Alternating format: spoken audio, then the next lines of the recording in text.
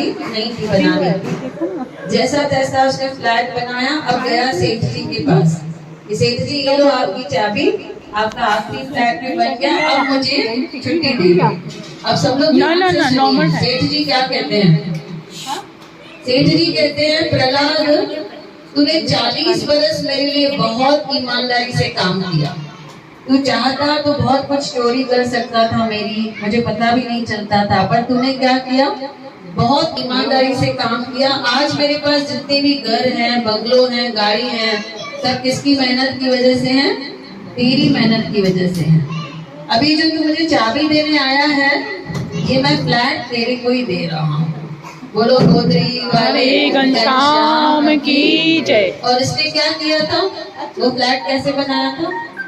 बिल्कुल मन से नहीं बनाया था। 40 बरस उसने मन से बनाया था, लेकिन जो उसको खुद को मिलने वाला है फ्लैट, उसने वहाँ पर मेहनत नहीं की थी, उसने मन वहाँ पर नहीं लगाया था। तो हम भी देखिए इस कथा में से क्या समझ रहे हैं।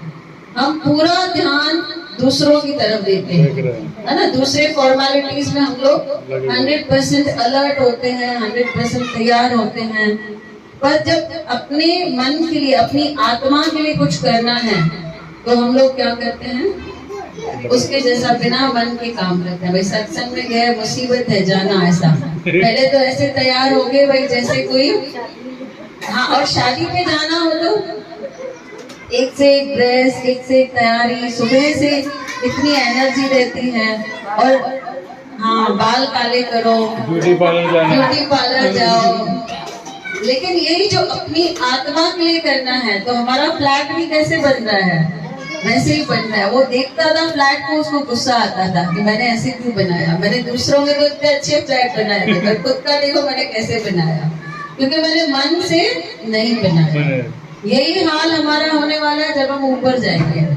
भगवान बोलेगा मैंने तुमको इतने दिन दिए, तुम्हें मैंने 50 बरस दिए, तुमने 5, उसमें से 50 बरस में से तुमने 5 महीने सत्संग किया, लेकिन देखो कैसे करके आए, बिना मन के करके आए।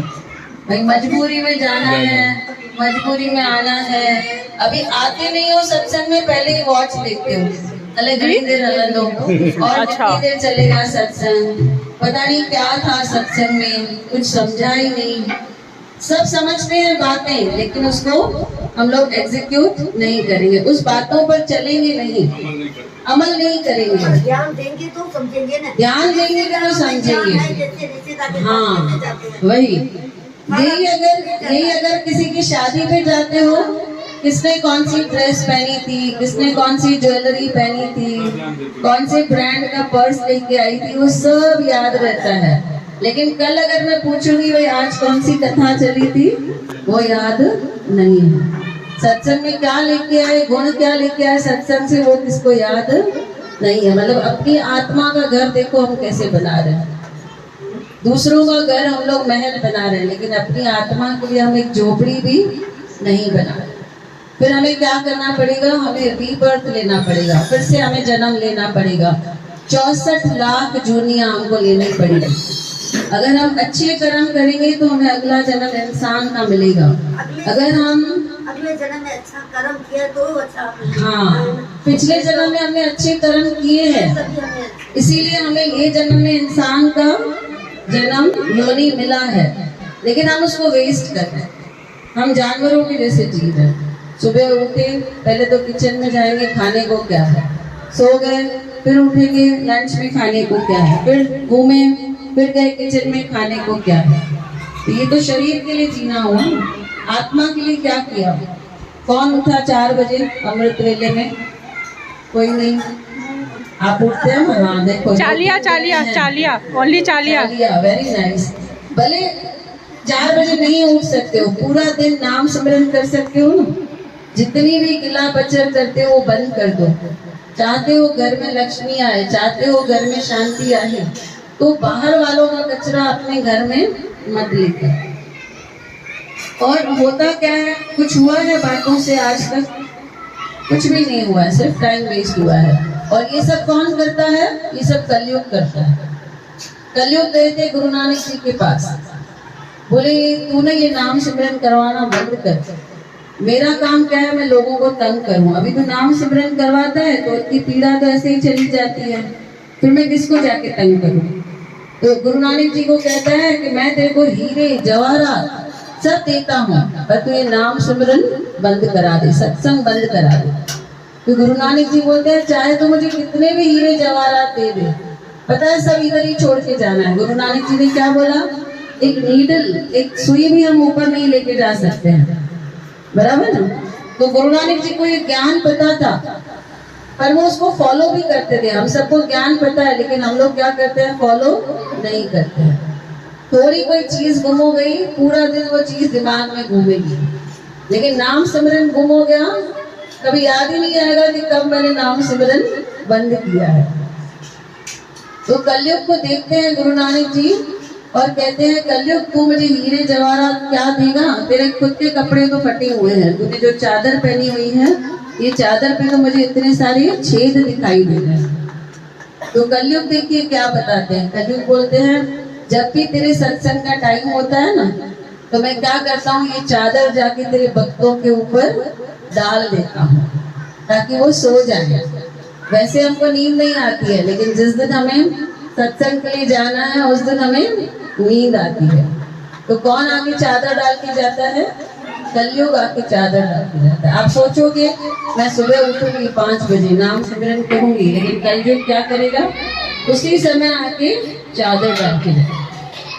किसी कथा में तो ऐसे भी बोला कि जितने भी लोग हॉस्पिटल में हैं अभी, अगर वो लोग भी सुबह अमृत वेला 3 से 5 बजे तक बैठ के नाम सिमरन करें, वो ब्रह्म मुहूर्त होता है, उनकी सारी बीमारी ऐसी ठीक हो जाए। पर उसी समय कलयुग आता है, 3 से 5 बजे तक चादर डाल के जाता है, इसीलिए हम सब लोग उठ नहीं पाते हैं 3 से 5। तो कल से हमें क्या करना है, कलयुग के साथ लड़ना है ना। तो गुरु नानक जी कहते हैं तू तो सबके ऊपर चादर डाल के आता है, कभी तो इतने लोग सत्संग में पहुंच जाते हैं। तो बोला ये ना तेरे जिद्दी भक्त हैं। ये कौन है, ये तेरे जिद्दी भक्त हैं, भले मैं उनके ऊपर चादर डाल के आता हूँ, ये मेरी चादर में छेद करके निकल जाते हैं और सत्संग में आके पहुंच जाते हैं, इसीलिए मेरी चादर में क्या है, छेद है। तो हमें कलयुग पीछे पीछे खींचेगा, हमें क्या करना है, हमें जिद पकड़नी है। या वैसे ही जिद याद करो ना, भाई शादी में जाना है तो कैसा दिमाग एक्टिव हो जाता है, वैसा ही सत्संग के लिए होना चाहिए, वैसे ही नाम सिमरन के लिए होना चाहिए। बुजुर्गों का था, अम्मा का था, है ना, हमारी नानी का था, सबका था, हम उनको देख देख के ही सीखे हैं। उनका था तो देखो उनके जीवन में इतनी तकलीफें कभी आई नहीं। आजकल की जनरेशन में सब तकलीफें हैं, बिजनेस की तकलीफ है, लोन की तकलीफ है, बीमारियां हैं, शादियां नहीं हो रही हैं, सब तकलीफें हैं। क्यों? क्योंकि हमने भगवान की पॉजिटिव एनर्जी को घर पर लाया ही नहीं है। इसीलिए जहां भी पता चले भाई यहाँ सत्संग है, यहाँ सत्संग है, सुबह से अलर्ट हो जाओ। ऐसे समझो शादी पे जाना है, वैसे तैयारी करके जाके और दिल से जाके बैठो, ऐसे नहीं मजबूरी में भाई कब 8 हो गए और कब हम अपने घर जाएंगे, वो भी नहीं करना है। जाके दिल से बैठना है और गुरु को क्या प्रेयर करना है कि आप मेरे सारे दुख दूर कर दो, मेरे घर में सब खुशियां दे दो। भजन में हमने क्या कहा, ए बंदे दरवेश से डर, दरवेश कोई इंसान नहीं, दरवेशों ने दुनिया तो क्या ईश्वर को भी हिला दिया। जो भगवान नहीं दे सकता है वो गुरु दे सकता है, वो संत दे सकते हैं। ब्रह्मा जी सबका लिख रहे थे भविष्य, है ना भाई, सबका लाइफ कैसा होगा। तो इंक थोड़ी सी बच गई, तो चित्रगुप्त जाके पूछता है ये इंक का क्या करूं। जाओ जाके ये इंक सब संतों को बांट के आओ, संत जो लिखेंगे हम वो चीज कर देंगे। जो हमने नहीं लिखा है, जो ब्रह्मा ने भी नहीं लिखा है, वो चीज संत दे सकते हैं। जैसे नारद मुनि एक महिला के पास गए, उसे बच्चा नहीं हो रहा था, काफी बरस हो गए शादी को। तो नारद मुनि को कहती है कि तुम विष्णु भगवान को जाके पूछो कि मुझे संतान क्यों नहीं हो रही है।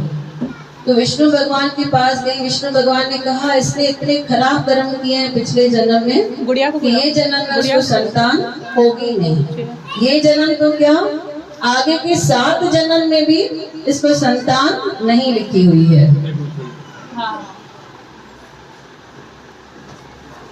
कितने जन्मों में? 7 जन्मों में नहीं लिखी हुई है संतान। तो अब क्या करेगी? फिर भी वो विष्णु भक्ति कर रही थी। एक दिन एक साधु बाबा आते हैं और वो आकर उसे कहते हैं माँ जी बहुत भूख लगी है। हमारे पास कोई आता है, हम क्या करते हैं? नहीं पढ़ा है, जाओ, कुछ नहीं पढ़ा है। ये महिला इतनी अच्छी थी, इसने उस साधु को बोला साधु बाबा आप बैठोगे 5 मिनट में गरम गरम रोटी बनाकर आपको देती हूँ। अंदर गई और गरम गरम रोटी बनाकर आके साधु बाबा को दे दी, उसने गुरु बाबा को दे दी। वो इतना खुश हो गए, वो बोलते हैं और एक रोटी मिलेगी, आप सब दोगे? और एक रोटी बनाकर के दो। कौन कौन देगा, है ना? हमेशा सेवा के लिए तैयार होना चाहिए। और जब हमारे पास कोई आता है सेवा के लिए तो ऐसे नहीं समझना चाहिए कि वो जरूरतमंद है। ऐसे समझो कि हमारे अंदर इतनी कैपेसिटी है, भगवान ने हमारे अंदर इतनी क्षमता दी है, इसीलिए आज वो मेरे पास मदद मांगने आया है। महिला जाकर दूसरी चपाती बनाकर आके साधु बाबा को देती है। बोलते हैं और एक चपाती मिलेगी? बोलती है हाँ। एक तीसरी भी बनाकर लाती है। अभी साधु बाबा का इतना तृप्ति हो गया, उसने बोला बेटा मुझे जितने चपाती खिलाओगी ना मैं उतने तुम्हें बेटे देके जाऊंगा। बोलो गोदरी वाले घनश्याम की जय। वो बोलती है विष्णु भगवान ने तो बोला नारद मुनि को कि मेरे ये जन्म क्या 7 जन्म में भी बच्चा नहीं लिखा हुआ है। बोला तेरे को जितने बच्चे चाहिए मुझे उतनी चपाती खिला दे, बस मैं इतना जानता हूँ। बराबर उसने 7 चपातियां बनाई। इस साधु बाबा ने, गुरु बाबा ने 7 चपातियां खाई और उसको आशीर्वाद देते गए कि तुम्हें कितने बेटे होंगे? 7 बेटे होंगे। 7 बेटे हो गए, 7 बेटे बाहर खेल रहे हैं। अब नारद मुनि आए। नारद मुनि कहते हैं ये किसके बच्चे खेल रहे हैं? बोलती है मेरे बच्चे खेल रहे हैं, पर मुझे तो विष्णु भगवान ने क्या बोला था, यहाँ पर तो बच्चा होगा ही नहीं, 7 जन्म नहीं होगा। उसको पूरी वार्ता बताती है कि ऐसे ऐसे हुआ था। एक गुरु बाबा आए थे घर में, उनकी बड़े दिल से सेवा की थी। उनके मन में से दुआ निकली कि मुझे जितने चपाती खिलाओगी मैं उतने बेटे देकर जाऊंगा। मैंने उनको 7 चपाती खिलाई और कितने बेटे मिल गए? 7 बेटे। बोलो गोदरी वाले बाबा की। तो जो भगवान नहीं दे सकता है वो कौन देता है? संत देते हैं, गुरु देते हैं। क्योंकि जो सियाई बच गई थी ब्रह्मा के पास वो किनके पास है? संतों के पास है। सिर्फ हम आए मंदिर में और आकर ध्यान से सुने, जो भी बातें सुन रहे हैं उस पर चलें।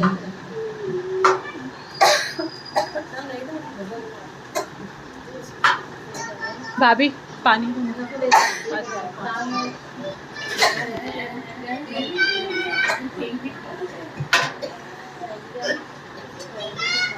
नानक देव की जय।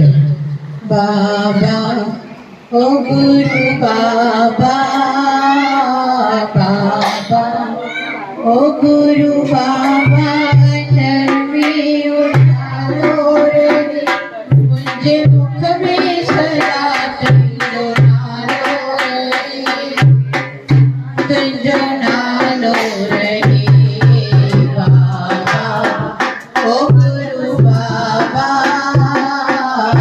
बाबा ओ गुरु बाबा।